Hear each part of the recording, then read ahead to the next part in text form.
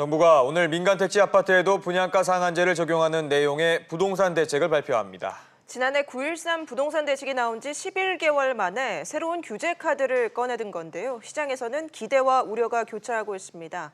김정현 기자와 함께 자세히 짚어보겠습니다. 김 기자, 오늘 분양가 상한제 개선안이 나온다고요? 네, 그렇습니다. 이제 국토교통부는 오늘 오전 여당인 더불어민주당과 당정 협의회를 열어서 이 분양가 상한제를 신규 분양하는 민간 아파트에도 적용하는 내용의 이 주택법 시행령 개정안을 확정합니다. 오늘 중에 입법 예고할 예정인데요. 법제처 심사나 국무회의 의결 등의 과정을 거치면 이르면 9월 말에서 10월 초에 시행될 것으로 예상됩니다. 이 분양가 상한제는 토지 감정가에 표준형 건축비를 더해서 시장가 이하로 분양가를 산정하는 제도인데요. 그동안은 공공택지에만 적용됐었습니다. 네, 지난해 9.13 부동산 대책 이후에 약 11개월 만에 추가 대책이 나오는 셈인데 부동산 시장이 또 다시 불안 조짐을 보이고 있기 때문이죠? 네, 그렇습니다. 그동안 안정세를 보였던 서울 아파트 값이 강남 재건축 시장을 중심으로 다시 꿈틀대는 기미를 보이고 있기 때문인데요. 네. 김현미 국토교통부 장관이 분양가 상한제 확대를 예고했던 6월 말에 서울 아파트 평균 분양가는 1년 전에 비해 20%가 올랐습니다. 강남 재개발 재건축 지역을 중심으로 분양가가 다시 치솟았기 때문인데요. 지금까지는 주택도시보증공사가 고분양가 관리 지역들만 분양가를 간접 통제해왔습니다. 하지만 후분양제로 규제를 피해서 분양가를 올리는 이 재건축 재개발 단지들이 많다 보니 이 분양가 간접 통제 방안들이 효력을 잃었다는 지적들이 나오고 있는데요. 네. 재건축 재개발 단지들의 이 분양권 가격 상승을 간접적이 아닌 직접적으로 통제하기 위해서 분양가 상한제를 택한 것으로 보입니다. 네, 오늘 어떤 내용이 발표될지 초미의 관심이 쏠리고 있는데 어떻게 전망됩니까? 네, 아무래도 가장 큰 관심 내용은 이제 적용 대상일 텐데요. 아무래도 이 분양가 상한제의 적용 기준이 완화될 가능성이 가장 높습니다.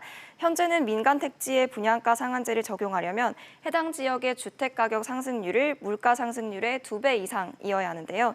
그런데 지금은 물가 상승률이 0%대다 보니까 이 적용되는 지역이 거의 없는 상황입니다. 이 기준을 1배나 1.5배 정도로 낮춘다면 제도가 적용되는 폭이 훨씬 넓어지기 때문에 강남 3구는 물론이고 마포구나 용산구 등 대부분의 자치구가 적용 대상이 될 수 있습니다. 네, 그럼 적용 시점도 좀 관심사죠? 네, 그렇습니다. 상한제 적용 시점도 앞당겨질 수 있는데요.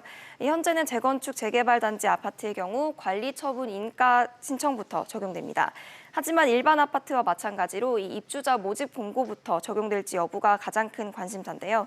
이렇게 되면 서울 강남권 재건축 단지들의 대부분이 분양가 통제 대상에 들어올 수 있습니다.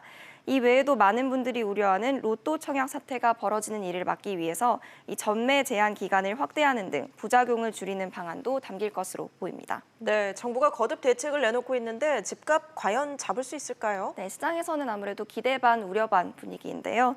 이 집값 안정을 위한 효과적인 카드가 될 수 있다는 분석도 물론 나오고 있습니다.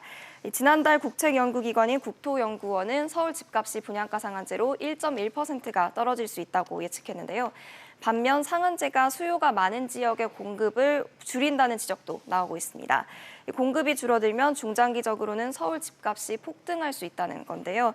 공급 부족으로 기존 아파트로 수요가 몰릴 것이라는 우려 또한 나오고 있습니다.